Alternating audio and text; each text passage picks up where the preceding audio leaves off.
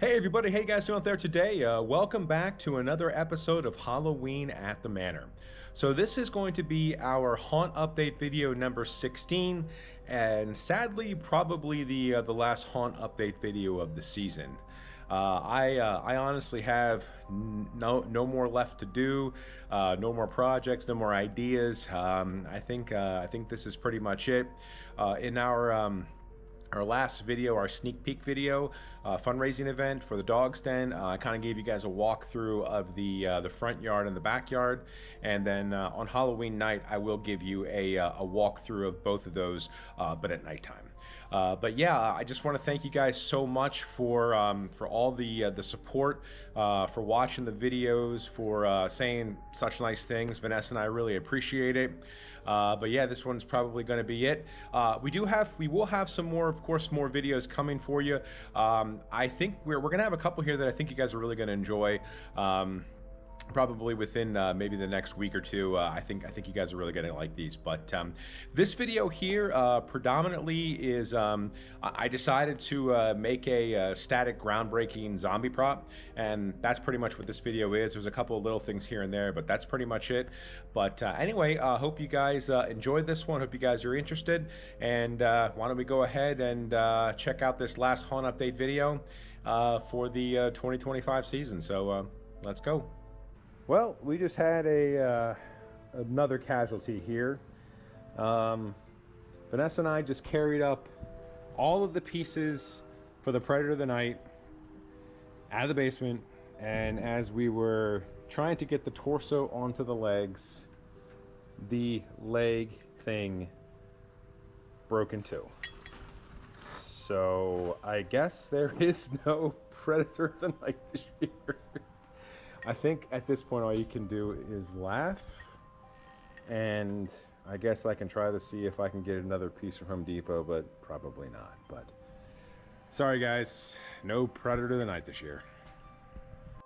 All right guys, so my my no buying anything this year continues.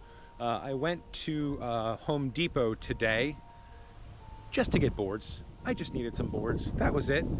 And walked out of the store with this. The 6.5 foot LED phone controlled skeleton. I will say though, go to your Home Depots because everything is 50% off. My store was fully loaded, and I asked one of the employees why they still have so much stuff. They said that they over-ordered this year because of the tariffs, so I guess that just benefits us. But we ended up getting this guy, so I guess I'll be putting him together and using him this year in the haunt too. All right, guys, so I got together the 6.5 foot Home Depot app-controlled skeleton, and he is really cool. And I have been messing around with some of the creating your own voice features. You can pick all kinds of different eye colors and things like that, and chest colors. It can pulse, and this thing is awesome. But check this one out. This is one I just did here. It's a recording that I just made. Welcome, boils and ghouls, to Patrolling Manor. If you are so kind and would like to do so, we would truly appreciate a donation to the Dog's Den Rescue. However, it is not required. Please enjoy the snacks, the drinks, and the scares. How freaking cool is that? All right, guys, another unnecessary project. I decided to make a Groundbreaker. What happened was I had one that I made years ago, and it's very archaic. It was very archaic. I just kind of threw it together, probably like the day before Halloween, many years ago. I threw it together, and this year I took it out of the shed, and it just literally fell apart. And I was just like, that's fine, I don't need it. And then over here in the corner, I have, as you can see, so much scrap wood. I was looking at it, and I was like, I have the time, and I decided to make one. So what I did was and again, this is very archaic, There are people out there who make Groundbreakers 1,000 times better than this. Check out, if you're interested, Jamie at New England Haunter. He does some really cool Groundbreakers. So if you're looking for something better than this, check that out. But what I did was very, like, just with the scrap wood that I had, down here I cut out a base, and this is 3/4 inch plywood, and it is 12 inches long and 8 inches wide. And what I did was these are 2x3s that I got from Home Depot in the 70% bin. They're about 15 inches up, but then I cut them at a 30-degree angle so that the head is looking up at you as you're walking by, because it's going to be on the ground. And I did that for both of those. The piece that goes across here is also a piece of 2x3 inch wood, and that is cut at 15 inches. And then this here is a 2x2, and I have a piece of pool noodle wrapped around it to give it a little bit of a thickness.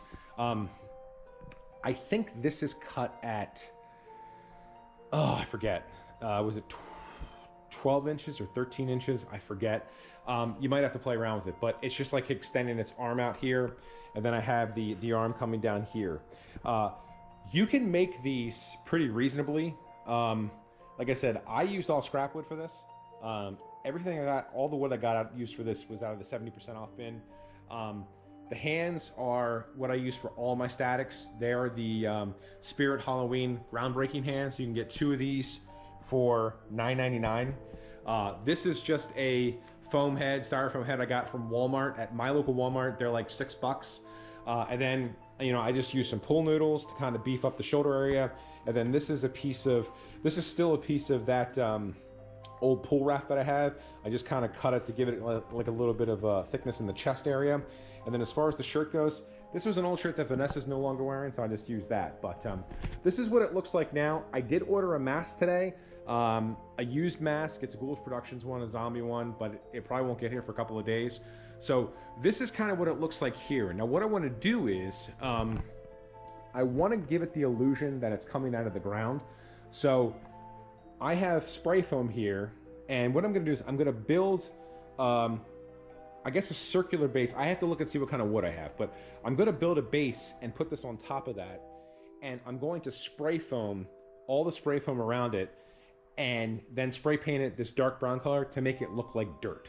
So like this thing is coming out of the ground, but I'm just going to use the spray foam here to give it that, to make that the dirt. So I don't know how it's going to look. We'll see what happens. But like I said, I got dark brown spray paint. I got a lighter color spray paint that I can mist on there to kind of make it look more like dirt. But yeah, we're going to see how this comes out. And like I said, another unnecessary project that I did not need to do, but I had the time and I was bored, so I did it. But let's see where this kind of goes, and I'll give you guys updates as I go. All right, guys, so what I ended up doing is I just took some of this ledger board that I had left over. It really doesn't matter what you use. And I connected the base of the Groundbreaker here to the ledger board. What I'm going to do is I'm going to put this whole thing now on this black plastic sheeting here. And what I'm going to do is I'm just going to spray some water all over this. And I'm going to put the Groundbreaker on top of this, and then I'm going to start adding the foam. You put the water on here so that the foam doesn't stick to the sheeting. So we did that, and we're going to stick this guy on here next. See if I can get him on here. There we go. And then what we'll do is we'll start laying on the foam here all around him to give him like that dirt look. And now we're just going to spray the foam all around the base here. I just got this great stuff, Gaps and Cracks, over at Lowe's. It was like $4.90 something a bottle. I just got the cheap stuff.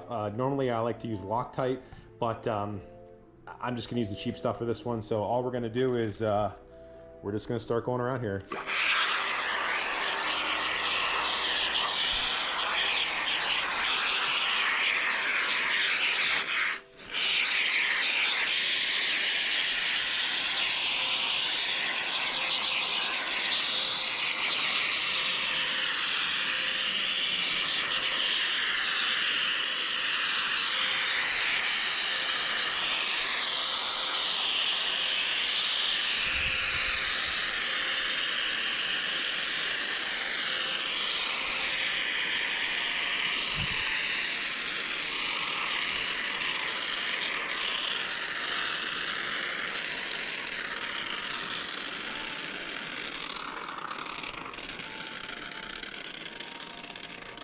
All right, now that we have the foam laid down, we're going to go back over everything with some more water. And what that does is when you spray the water on the foam, it speeds up the drying process. So we're just going to go back over this with a water bottle and just cover all of this with the spray bottle here. And then we are just going to let this dry. And hopefully, at the end of the day, it looks like dirt. Hopefully.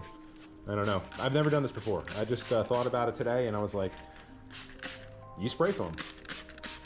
I've actually in the past dug up real dirt and threw it around the Groundbreaker, but I thought this might be maybe a little bit easier.